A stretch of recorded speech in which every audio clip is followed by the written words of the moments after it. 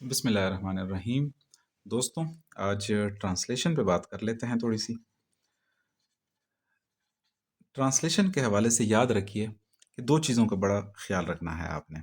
सबसे पहले जो लफ्ज़ लिखा हुआ है, मैं पूरे जुमले की बात नहीं कर रहा हूँ, कोई लफ्ज़ लिखा हुआ है, क्या उस लफ्ज़ की इंग्लिश ट्रांसलेशन आपको आती है या नहीं? यानी वोकैब है या सिंपली नाउन, प्रोनाउन कोई भी यूज़ हुए हैं, ठीक है? दूसरा, क्या आपको टेंस का पता है या नहीं? ये बहुत लाज़मी है, ठीक है? मिसाल के तौर पे मैं एक जुमला लिखता हूँ, वो खाना पका चुकी है। दूसरा सेंटेंस में लिख लेता हूं, वो क्रिकेट खेलते हैं। अब इन दोनों में क्या आपको टेंसेस का पता है? टेंसेस कौन से हैं? ठीक है। और इन्हीं में क्या आप एक एक लफ्ज को ट्रांसलेट कर सकते हैं? जैसे यहां पे वो की ट्रांसलेशन क्या है और यहां पे वो की ट्रांसलेशन क्या है? अब यहां पे वो की ट्रांसलेशन है शी। क्यों? क्यों चुकी है? यहाँ पे एक फेमिनिन की बात हो रही है, फीमेल की बात हो रही है। वो क्रिकेट खेलते हैं, तो यहाँ पे वो की ट्रांसलेशन होगी दे। क्यों? एक से ज्यादा लोग हैं। यहाँ पे टेंस है प्रेजेंट इंडेफिनिट टेंस। क्यों? उसके आखिर पे ता है, ती है वगैरह आते हैं। और ये टेंस है मेरा प्रेजेंट परफेक्ट टेंस। ठीक है। परफेक्ट के एंड पे क्या होता है? चुका है, चुकी है, गया है वगैरह, ठीक है, लिया है, इस तरह के अल्फाज होते हैं। अब आज की वीडियो में मैं कोशिश करूंगा, अगर ये बात आपको समझ आ गई है, कि मैं प्रेजेंट, सिंपल प्रेजेंट में हम हमारे पास जो जो भी टेंसेस हैं या कोई टाइप ऑफ सेंटेंसेस हैं, उन पे बात करें। सबसे पहले प्रेजेंट इंडेफिनिट टेंस की बात कर लेते हैं, ठीक है। प्रेजेंट इंडेफिनिट टेंस में इस तरह के जुमले होते हैं, जैसे अभी मैंने पीछे एक जुमला लिखा था, वो क्रिकेट खेलते हैं। आप में से बहुत सारे लोगों को, तकरीबन तमाम देखने वालों को टेंसेस आते होंगे। यहाँ पे जल्दी जल्दी मैं रिवीजन भी करवा देता हूँ और जो इंपॉर्टेंट बातें हैं वो भी साथ साथ बताता जाता हूँ। वो क्रिकेट खेलते हैं, तो सेंटेंस के आखिर पे क्या रहा है? अगर इस तरह की चीजें आ रही हो, ता है, ती है, ते हैं, ता हूं वगैरह, ये अल्फाज आ रहे हो, तो हम डायरेक्ट हमारे माइंड में क्लिक कर जाएगा कि ये सेंटेंस, ये टेंस कौन सा है? ये प्रेजेंट इंडेफिनिट टेंस है। अब यहाँ पे ते हैं की वजह से हमें ये पता चल रहा है कि एक से ज्यादा लोग हैं। अगर एक से ज्यादा लोग हो तो इस टेंस में स्ट्रक्चर क्या बनता है? सबसे पहले हम लिखते हैं सब्जेक्ट। सब्जेक्ट मतलब फाइल, यानी काम करने वाला, पहले वो लिखते हैं। अब काम करने वाला कोई इंसान भी हो सकता है, कोई जानवर भी हो सकता है, कोई मुल्क भी हो सकता है, ठीक है। तो लिविंग या नॉन लिविंग दोनों हो सकते हैं। तो सब्जेक्ट प्लस उसके बाद आता है वर्ब। वर्ब क्या? इसको हम कहते हैं उर्दू में फेल, ठीक है। यानी काम, वो जो काम हो रहा है वो क्या है, प्लस उसके बाद आएगा हमारा ऑब्जेक्ट यानी मफऊल, या इसको रिमेनिंग सेंटेंस भी कहते हैं, मतलब ऑब्जेक्ट के साथ कुछ और भी हो सकता है। तो हम इस ऑर्डर में लिखेंगे। यहां पे एक इंपॉर्टेंट बात बता दूं कि इंग्लिश में जब हम लिखते हैं तो इस ऑर्डर में लिखते हैं, subject plus verb plus object. अब यहाँ पे अगर उर्दू के जुमले में आप देखें तो काम करने वाले कौन है? वो, तो ये सब्जेक्ट है। खेलना ये वर्ब है, तो देखें वर्ब आखिर पे आ रहा है। और क्रिकेट क्या है? ऑब्जेक्ट, यानी जिस पर काम हो रहा है। तो उर्दू के जुमले की तरतीब subject plus object plus verb होती है, ठीक है।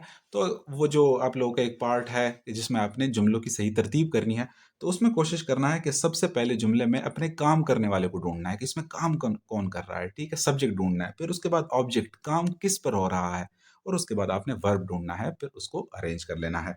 तो यहाँ पे जब मैं इसको ट्रांसलेट करूंगा तो वो क्या आएगा? वो के लिए हम यूज करेंगे दे, वर्ब आ जाएगा प्ले। अब प्ले के साथ कोई एस ई एस नहीं आएगा। क्यों? एक से ज्यादा लोग हैं। They play cricket. ऐसे ही मैं क्रिकेट खेलता हूं, तो आई के साथ भी वर्ब सिंपल ही लगता है, कोई एस या ई एस का इजाफा नहीं होता। लेकिन अगर यहाँ पे इस किस्म के सेंटेंस आ जाए, जैसे मैं ये मिटा देता हूं,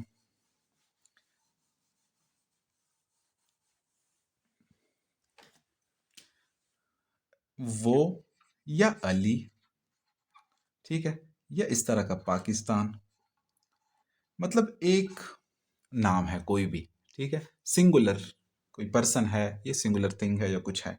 वो क्रिकेट खेलता है या खेलती है, वो क्रिकेट खेलता है। अब यहाँ पे हमारा जो ता है हमें बता रहा है कि ये एक बंदा है और मेल है, तो इसके लिए हम यूज करेंगे ही। अब प्ले नहीं आएगा, प्ले के साथ एस भी आएगा, he plays cricket. Present indefinite tense में आपने वर्ब की इस बात को याद रखना है, किस वर्ब के साथ एस ई एस आएगा वो डिपेंड करता है हमारे नाउन या प्रोनाउन के ऊपर। ठीक है, नाउन प्रोनाउन क्या होते हैं, अगर इसकी डिटेल आपको नहीं पता तो पिछली वीडियो में बड़े तफसील से मैंने इन पे बात की है, इनके टाइप्स पे बात की है। वो जो आपके रिमेनिंग एमसीक्यूज वाला पोर्शन है जिसमें आपने असल में स्कोर करना ही उसी में है, ठीक है, तब आपकी लोकेशन होगी, तो वो वाली वीडियो डिटेल में है, वो देखें लें जाके लाजमी, ठीक है, आपको बहुत फायदा होगा। अब जरा बात कर लेते हैं कॉन्टिन्यूअस टेंस की। कॉन्टिन्यूअस टेंस में जुमले इस किस्म के आएंगे, जैसे असलम वर्जिश कर रहा है। अब सेंटेंस के आखिर में रहा है, रही है, रहा हूं, रहे हैं वगैरह ये निशानी होगी। ठीक है, तो असलम वर्जिश कर रहा है, तो ये अब ट्रांसलेट कैसे होगा, असलम इज, वर्जिश कर रहा है, टेकिंग एक्सरसाइज। लेकिन अगर ये ऐसे ही होता, असलम वर्जिश करता है, अब ता है की वजह से ये प्रेजेंट इंडेफिनिट टेंस बन गया, तो असलम टेक्स एक्सरसाइज। ठीक है, अब असलम तो है एक बंदा, तो इसकी वजह से ये इज यूज हो रहा है। अगर एक से ज्यादा लोग हो तो आर यूज होगा। वो नाउन भी हो सकते हैं या प्रोनाउन भी हो सकते हैं। जैसे अब पिछले उसमें सिर्फ असलम था, तो यहां पे मैं कर लेता हूं असलम और अली वर्जिश कर रहे हैं। अब आएगा असलम एंड अली, अब इज नहीं आएगा, आर आएगा। ठीक है, आर टेकिंग एक्सरसाइज। ठीक है, उम्मीद है ये समझ आ गई होगी आपको। इसी तरह वो वर्जिश कर रहे हैं, असलम और अली की बजाय मैं वो कर देता हूं, अब ये वो दे होगा। ठीक है, क्यों, रहे की वजह से हमें पता चल रहा है कि एक से ज्यादा लोग हैं, तो दे आर टेकिंग एक्सरसाइज। और अगर इसी को मैं ऐसे लिखूं, मैं वर्जिश कर रहा हूं, मैं वर्जिश कर रहा हूं। ठीक है, तो मैं के लिए यूज होता है आई। अब ना इज लगेगा ना आर लगेगा, यहां पे लगेगा आई एम टेकिंग एक्सरसाइज। ठीक है, उम्मीद है कि प्रेजेंट कॉन्टिन्यूअस टेंस जो है ये आपको समझ आ गया होगा।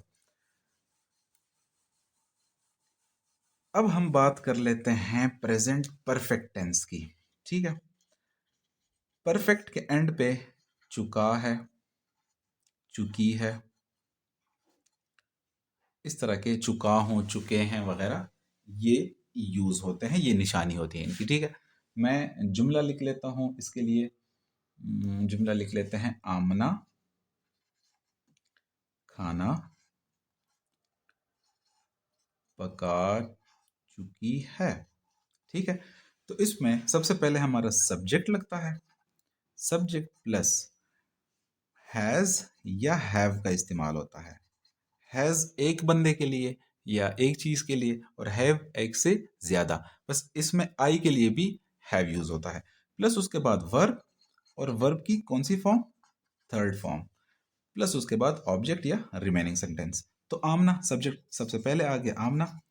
अच्छा, आपने इस चीज़ का ख्याल रखना है कि जो प्रॉपर नाउन है, प्रॉपर नाउन पिछली वीडियो में डिटेल में बता चुका हूँ, तो उसका फर्स्ट वर्ड कैपिटल लिखना है लाजमी, चाहे वो सेंटेंस के स्टार्ट में आ रहा हो या सेंटेंस के दरमियान में आ रहा हो। आमना, अब हैज़ या हैव में से हैज़ लगेगा। वर्ब की तीसरी फॉर्म, अब यहाँ पे वर्ब हमारा क्या है, पकाना। ठीक है, तो पकाने के लिए वर्ब जो यूज होता है वो यूज होता है कुक, तो यहाँ पे थर्ड फॉर्म लगेगा कुकड, हैज कुक्ड, खाना फूड, या मील भी लिख सकते हैं। ठीक है, अब अगर मैं इस तरह लिखूं कि अली और आमिर वर्जिश कर चुके हैं। अब दो लोग हो गए हैं तो अली एंड, यहां पे देखें, अब आमिर के भी स्पेलिंग का पहला वर्ड कैपिटल होगा, ठीक है। इस तरह पाकिस्तान होगा तो वो भी कैपिटल होगा, जो भी प्रॉपर नाउन है कैपिटल यूज होगा, ठीक है। अली एंड आमिर। अब हैज या हैव में से कौन सा लगेगा? चूंकि दो लोग हैं तो हैज नहीं हैव लगेगा। हैव वर्जिश कर चुके हैं तो take first form, took second form, third form taken. Form of verbs आपको पता होने चाहिए। Have taken, exercise. इसी तरह मैं वर्जिश कर चुका हूं तो आई हैव, ठीक है, टेकन एक्सरसाइज।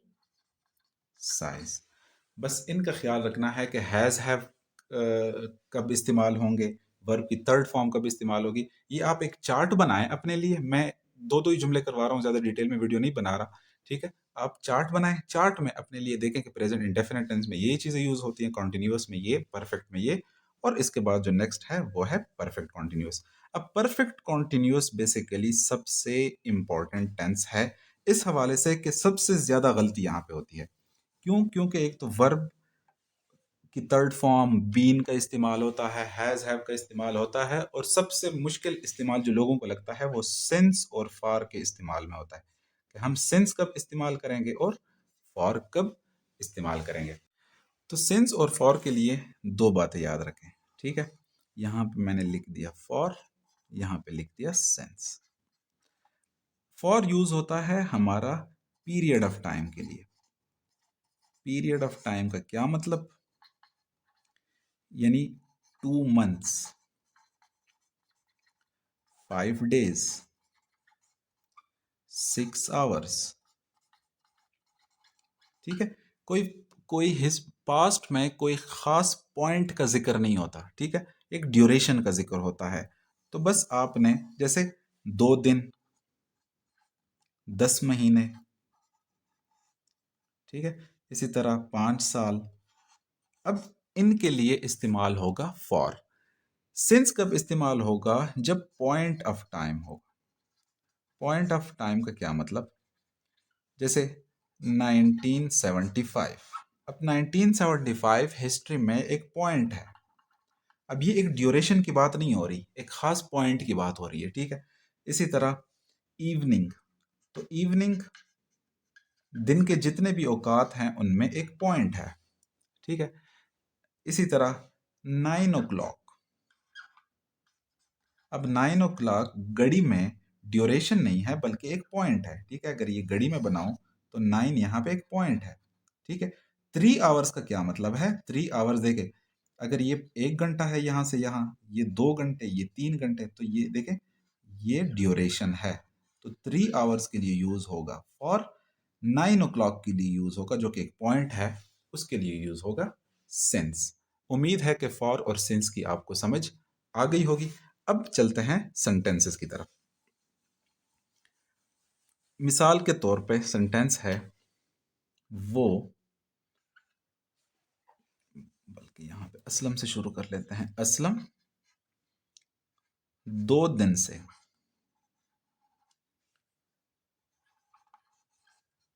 खेल रहा है। तो इसमें जो सेंटेंस का स्ट्रक्चर बनता है इंग्लिश में वो कुछ इस तरह होता है। देखें, सब्जेक्ट सबसे पहले लगता है, उसके बाद लगता है हैज या हैव, हैज या हैव। उसके बाद लाजमी होता है बिन, BEEN, ठीक है। प्लस उसके बाद वर्ब, और वर्ब के साथ ING फॉर्म, ठीक है। नेक्स्ट उसके बाद क्या आता है? ऑब्जेक्ट आता है, जैसे कोई भी ऑब्जेक्ट हो सकता है, प्लस उसके बाद फॉर या सिंस का इस्तेमाल होके वो ड्यूरेशन हम लगाते हैं। तो देखें यहाँ पे सबसे पहले सब्जेक्ट असलम, ठीक है। हैज आएगा असलम के साथ या हैव? पीछे पास्ट प्रेजेंट परफेक्ट में बात कर चुके हैं कि सिंगुलर के साथ हैज आता है। Aslam has been playing. अब बताएं, 2 दिन जो हैं ये कोई पॉइंट है या पीरियड है? 2 दिन, तो बस आप वो घड़ी वाली मिसाल याद रखें, 1 दिन 2 दिन, तो ये क्या है, ये मेरे पास पीरियड है, कोई खास पॉइंट नहीं है। ठीक है, तो क्या आएगा, फॉर 2 days। ठीक है, इसी ही जुमले में 2 दिन के बजाय अब मैं इसको ऐसे कर लेता हूं, असलम, ठीक है, 2010 से खेल रहा है। अब असलम उसी तरह ही आ गया, हैज उसी तरह ही आ गया, बिन उसी तरह, प्लेइंग सेम। अब यहां पे देखें 2010 क्या पॉइंट है या पीरियड है, ये पॉइंट है, तो आएगा सिंस 2010। अब कुछ और जुमलों की प्रैक्टिस भी कर लेते हैं इसी टेंस में। अली 10 सालों से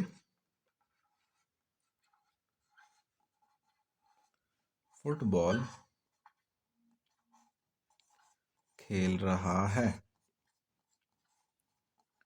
ठीक है, तो इसमें सबसे पहले सब्जेक्ट आ जाएगा अली। ठीक है, अब हैज बीन प्लेइंग, उसके बाद ऑब्जेक्ट आ जाएगा फुटबॉल। अब 10 सालों से, वही घड़ी वाली मिसाल आप लें। ठीक है, 10 सालों से तो ये 1 साल, 2, 3, 4, 5 ऐसे 10। तो देखें ये क्या है, पीरियड है, कोई ख़ास पॉइंट नहीं है। तो Ali has been playing football for 10 years। ठीक है, अभी इसी 10 सालों की बजाय यहाँ पे मैं कर लेता हूँ अली सुबह से फुटबॉल खेल रहा है।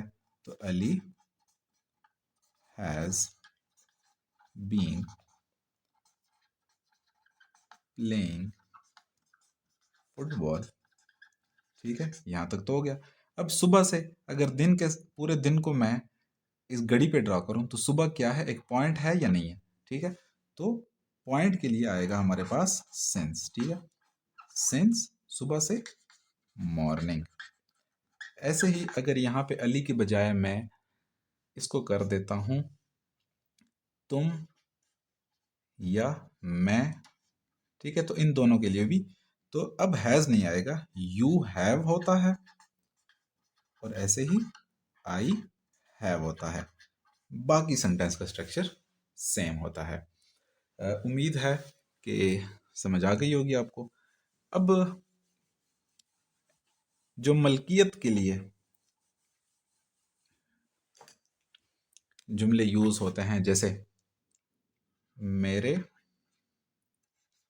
पास 2 गाड़ियां हैं। ठीक है, तो इसमें मेरे पास आई पास के लिए यूज होगा, समझे, हैव। ठीक है, आई हैव 2 गाड़ियां, 2 कार्स। ऐसे ही एक जुमला मैं लिखता हूं, वो मेरी गाड़ी है। तो अब वो के लिए क्या यूज होगा, अब यूज होगा दैट। अब मैं इशारा कर रहा हूं एक गाड़ी की तरफ कि वो मेरी गाड़ी है, दैट। अब दैट क्या है, अगर पिछली वीडियो में आपने देखा हो तो ये कौन सा प्रोनाउन है, डेमोन्स्ट्रेटिव प्रोनाउन, इशारा किया जा रहा है। That is my car. और यही वो की बजाय ये कर लूं, ये मेरी गाड़ी है, तो दिस इज माई कार। ठीक है, अब अगर मैं एक से ज्यादा चीज की बात करूं, जैसे वो खूबसूरत फूल हैं।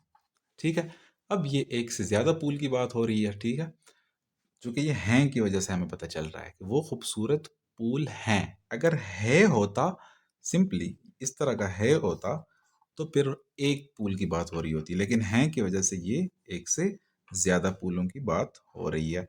तो अब वो दूर के लिए फिर क्या यूज होगा, दोज दोज लग रहा है एक से ज्यादा की वजह से और दूर है इस वजह से। दोज आर खूबसूरत फूल, ब्यूटीफुल फ्लावर्स। ठीक है। ऐसे ही अगर ये खूबसूरत फूल हैं वो की बजाय मैं लिख दूं ये, तो दीज आर ब्यूटीफुल फ्लावर्स। बस ये फर्क होगा सिर्फ, क्योंकि नजदीक के लिए। और अगर ये खूबसूरत फूल है नहीं, है होता सिंपली है, तो दिस इज ब्यूटीफुल फ्लावर। और अगर वो खूबसूरत फूल है तो दैट इज ब्यूटीफुल फ्लावर। इन छोटी छोटी चीजों का आपने बहुत ख्याल रखना है। ठीक है।